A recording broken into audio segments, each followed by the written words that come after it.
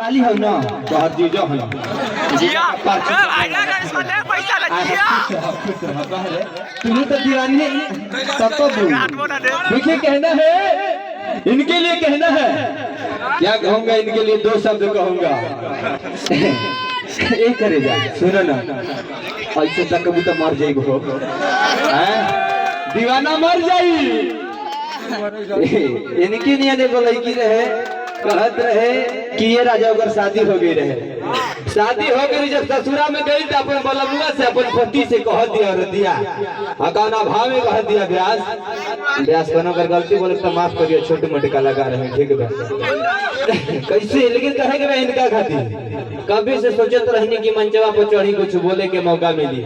आई हमारे शेष धर भाई जे कि हमरा के माइकिया पकड़ा देले ह, शेष धर बिंदु उहे माइक पकड़ौले हमरा के, हम पकड़े वाला ना रहने हम।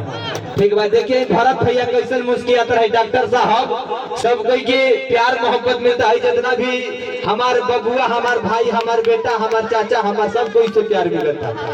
सब कोई कहना है कि जलालुल हसीनों को जो खुद पे नाज करती है, जिया झाड़ के ए किसी यह जामो कैसे कि तो हम ये लोग के देख के हम जी ही ला, इन्हीं लोग के देख के हम जीते हैं।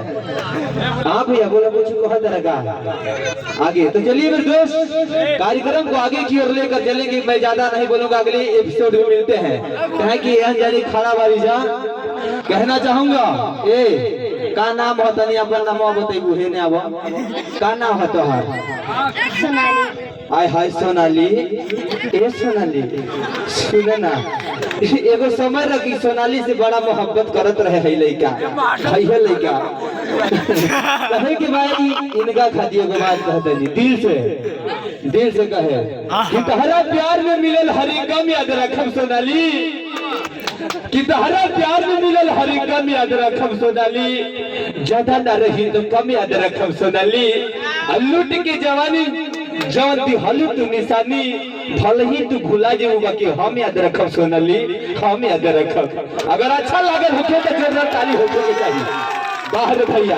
तो कार्यक्रम के आगे की ओर लेकर चलेंगे हम अपने ऑपरेटर महोदय से गुजारिश करेंगे कि आपका जो भी सॉन्ग हो, जो भी गाना हो, आप उसको बजाइए, फिर मिलते हैं अगले नेक्स्ट एपिसोड में, ठीक है? चल रखते हैं भैया।